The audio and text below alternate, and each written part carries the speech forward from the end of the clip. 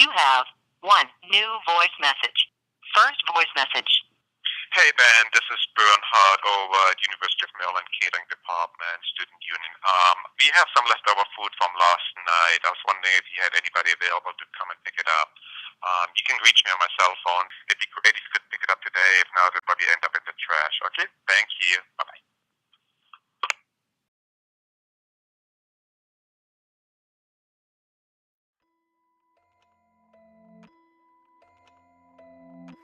The job of uncovering the global food waste scandal started for me when I was 15 years old. I bought some pigs, I was living in Sussex, and I started to feed them in the most traditional and environmentally friendly way. I went to my school kitchen and I said, give me the scraps that my school friends have turned their noses up at. I went to the local baker and took their stale bread. I went to the local greengrocer and I went to a farmer who was throwing away potatoes because they were the wrong shape or size for supermarkets. This was great. My pigs turned that food waste into delicious pork. I sold that pork to my school friends' parents, and I made a good pocket money addition to my teenage allowance. But I noticed that most of the food that I was giving my pigs was in fact fit for human consumption, and that I was only scratching the surface, and that right the way up the food supply chain, in supermarkets, greengrocers, bakers, in our homes, in factories, on farms, we were hemorrhaging out food. Supermarkets didn't even want to talk to me about how much food they were wasting. I'd been round the back, I'd seen bins full of food being locked and then trucked off to landfill sites, and I thought, surely there is something more sensible to do with food than waste it.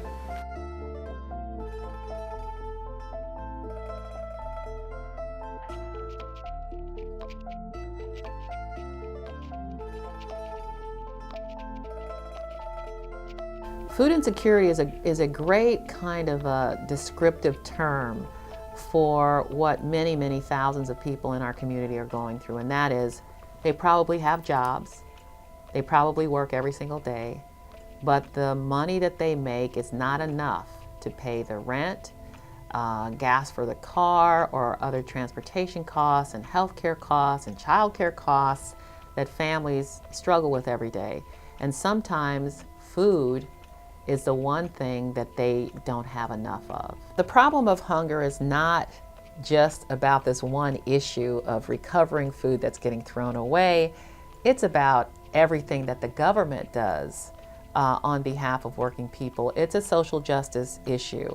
We're trying to spread the message that we are our brother's keeper, and that as long as poor people struggle, then we can't really realize the dream of this nation, right? Because there are going to be people who have everything and people who have nothing. And so this issue of food insecurity is new to a lot of people, but here in our community in Montgomery County, it is incredible to me how few people understand how much poverty there is here, because the poverty is hidden poverty. It's not necessarily poverty based on an unemployment rate that's high, because our unemployment rate's not that high. But in Montgomery County, there's something called a family self-sufficiency standard, and that is how much money is required to earn for a family of 4 to live comfortably in Montgomery County, and that figure is somewhere around $87,000. That includes everything from transportation to housing costs to child care to medicine. And if you assume that people are making minimum wage, that's like $12,000, $14,000 a year. That's no money. And I don't know how people manage. I just was actually at a meeting earlier today and heard a story of in Montgomery County, where I live, which is actually one of the most affluent counties in America, still has a problem with hunger. And just anecdotally, one student had actually passed out in school because he had gone like 24 hours without eating. So often this stuff is invisible. Often it's in places that we least expect, but I think it's definitely real. And I think it's something that we need to take action on right now in 2013.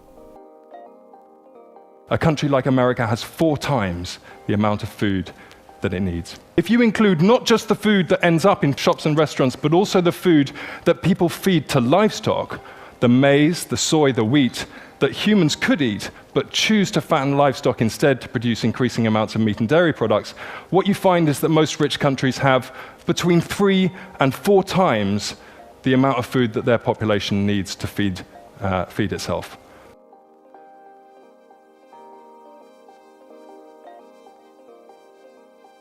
I honestly, in high school, I always thought about how restaurants throw out a lot of food, and I didn't really know what to do about that in high school. And then I came to UMD, and Ben and I originally talked about, starting with restaurants and seeing that, and working with a bunch of different restaurants. But when we originally talked to all these restaurants, it was really inconsistent amounts of food, and to start up the organization through just restaurants would be really difficult because of the inconsistencies and the time differences and when they're closing, and it would be a lot of effort to get each restaurant on board.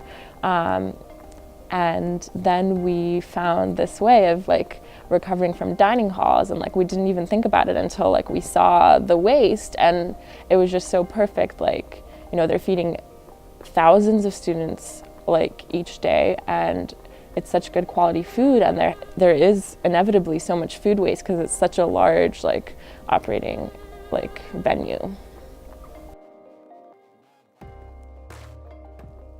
I think a lot of people make it to that first step of seeing the food at the end of the day. It's closing time, you got that rock song from the 1990s playing, you're walking around, you're looking at all this delicious food, and there's a bunch of leftovers at the end of the day, and you're wondering what's going to happen to that food.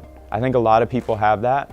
I know I had it at least once before we actually, took action and started to investigate what was going on. So it was just sort of on the one hand, noticing that here we have a ton of really good food that's being left over and being thrown into trash cans, going to landfills, giving off methane gas, which is 21 times more harmful than global warming towards climate change. On the one hand, we have this food waste, and on the other hand, we knew there was a tremendous amount of hunger going on in the community in Prince George's County, Montgomery County, where I live, as well as DC. So we had been involved in a lot of canned food drives. My co-founders and I been involved in other types of hunger and homelessness service projects and activism, seen speakers. We knew there was a huge need for this food. So it was sort of noticing that these two phenomenon and this huge paradox of hunger and food waste going on side by side on such grand scales, and putting 2 and 2 together, and then meeting with our dining hall. And luckily, it didn't take too long to sort of persuade dining services at the University of Maryland. They've been really, really gracious, tremendous supporters of the program, and I think they've benefited a lot from it as well. So Ben Simon and a couple other volunteers were recovering from the diner that I worked at the time, and I was a pizza chef, so the entire time we were throwing away 5 or 6 pizzas at the end of the night, every single night, because we had buffet style, so we had to always have food prepared. And so I saw them recovering, and I saw that they were doing something that I had been complaining to my coworkers about. And so I asked him how I could get involved. He gave me his number, and I applied for the leadership team, and then just kind of went from there.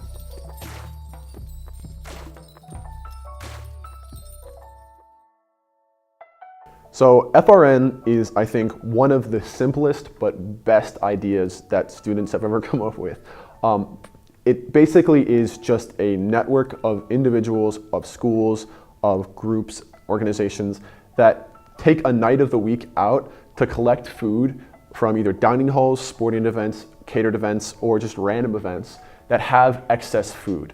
Now, normally this excess food would have just been thrown away in the past, but we are trying to fight that. So we take the food that would normally be thrown away and we take it to an area that needs it.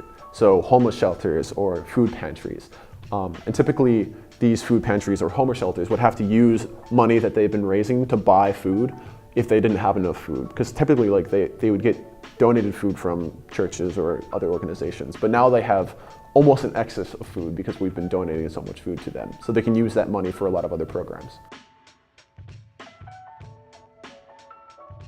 While I was living in Maryland, during a year off before college, I ran across Ben Simon at a job, who invited me to the Love Movement, which is another club that Ben founded. And through that, I worked with Mia to kind of lay out some of the initial plans for the Food Recovery Network here in Maryland. And then when I got to Brown, I noticed there was a lot of food waste. We were talking with people about it. A bunch of people were concerned about the issue. So we got a team together, met with Dining Services, who were very excited to work with us to reduce the food waste. And out of that, we started the Food Recovery Network at Brown. And since then, I've become more involved on a national level with expansion and also being Director of Operations at Brown.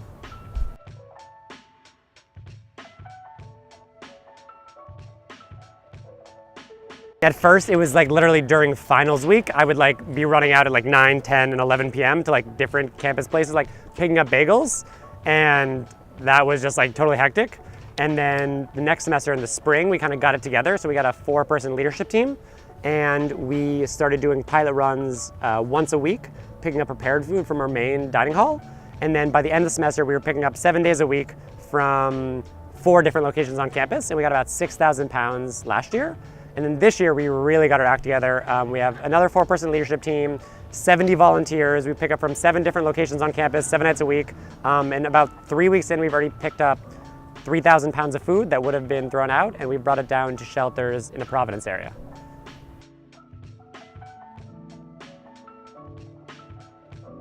Food Recovery Network did not invent food recovery. Food recovery has been going around for decades. But the thing is, as a movement, it's still so young. The EPA estimates that every year, 35 million tons of food goes to waste, and only 3% of that is composted or recovered. And specifically on college campuses where Food Recovery Network works, we estimate that about 75% of colleges still have no food recovery program, are throwing all of their extra food away. It's really hard to believe when you see this actually happening. You can talk about numbers all day, and I think they don't mean as much to people, but when you actually experience it the way we experienced it, it's just, you walk in there and to see the food being carted out to you, delicious food that we're paying $8 a meal for at the campus dining hall, just being thrown away, was really, really tragic.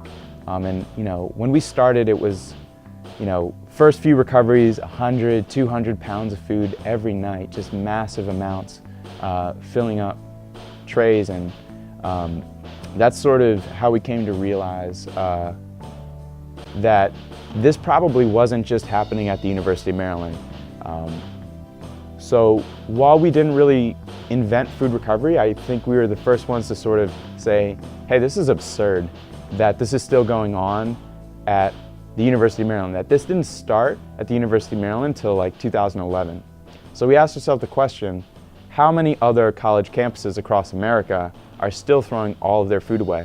We came up with about 75% of college campuses, what we think amounts to about 22 million pounds of food just on college campuses, good food that could be donated, being thrown away every single year.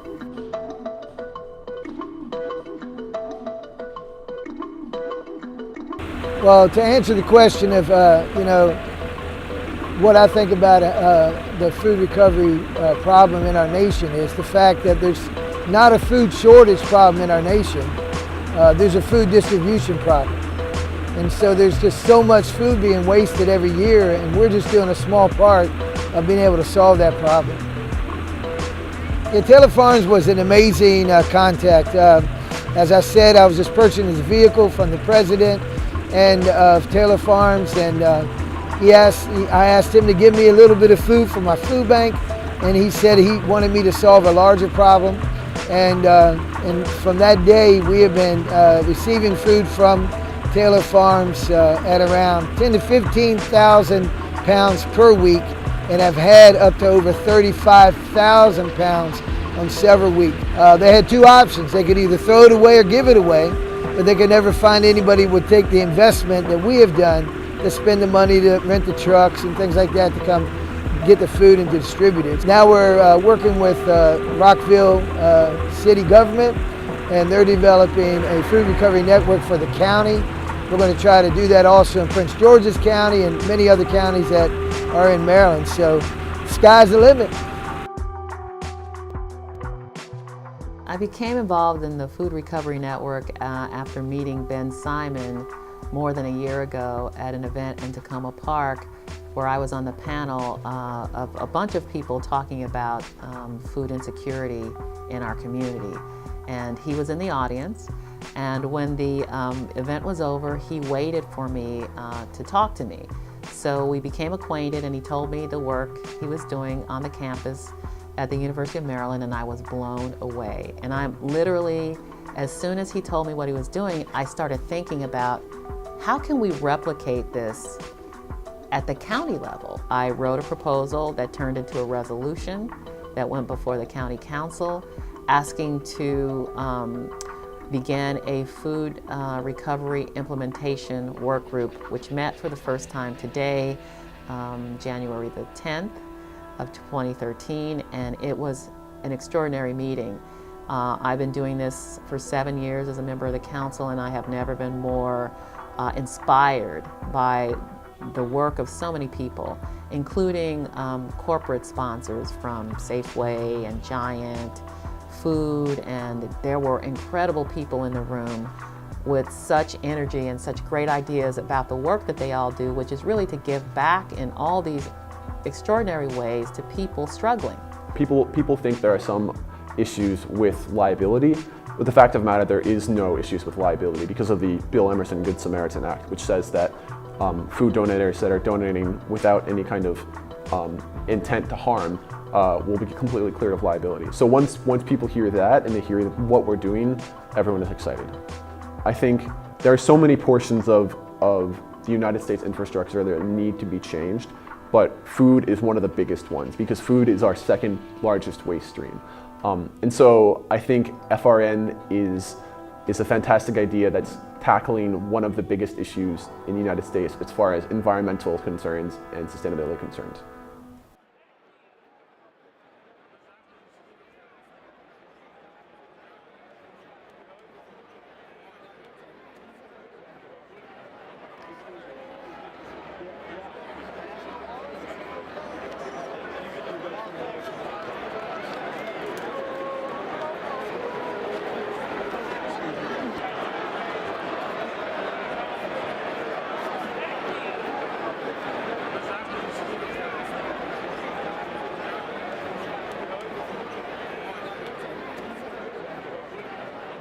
I think the primary mission of a university is education and it's research.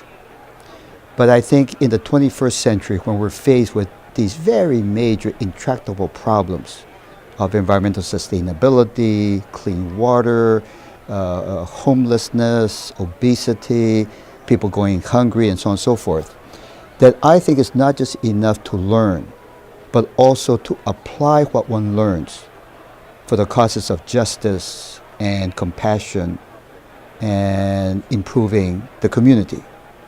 Because that, as I say, is democracy in action.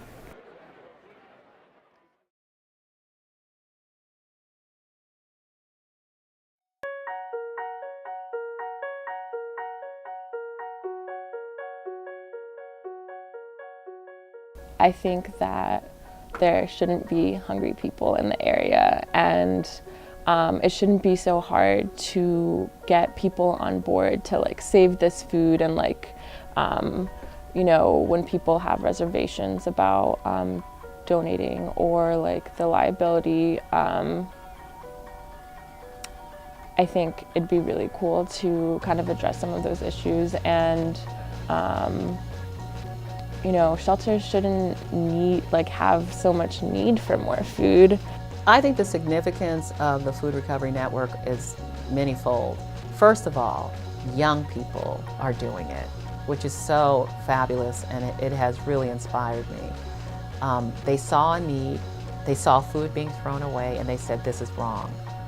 And they said, we need to do something about it. FRN, the way that I think of it, is a beautiful thing because it connects a surplus with a need. So I love things that have that kind of like makes things more efficient, ties things together, closes loops, and that's kind of what FRN is to me. So it takes the extra food on campuses and different events and then gives it to local shelters. So it has that local community tie-in, it kind of integrates the university into the local community and reduces hunger. The second thing they did was they raised the awareness of the fact that we throw in this country billions of pounds of food away. Perfectly fine food, we throw it away, yet we have people starving. Raise the awareness. Service, giving back, is the rent that we pay to live in a free society. And I think that students, when they realize that only one of, the number I always use is 1 in 1,000. Only one person in 1,000 on this planet has the opportunity to have a college education. And so therefore I think it's incumbent to give back at some point in their lives, in whatever way, to give back. And to marry all the tools and the concepts and the strategies of business to address major social issues is a way of giving back. It's a very innovative approach, and it's a way of not only doing good, but hopefully also doing well. Taken over. FRN, I see FRN popping up all across. Like if you picture the United States, you picture a map of it, and you picture FRN as like little green flags. I picture just like all around the entire United States. I mean, I think you talk about it with people at other universities. I talk to my family, my friends. And people just get excited about it because it's easy to get behind, it's easy to understand, and it's easy to do. So yeah, I see FRN doing big things. I think this is the seed that's planted is growing, lots of plants.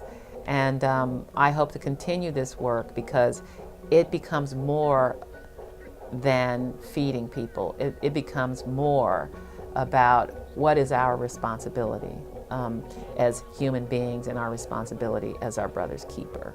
And I think it's just that basic.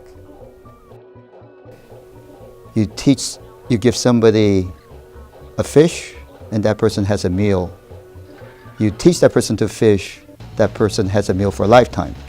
But you teach that person to innovate the fishing industry. You feed the entire village, plus you create jobs. And I think what the Food Recovery Network is doing is precisely that.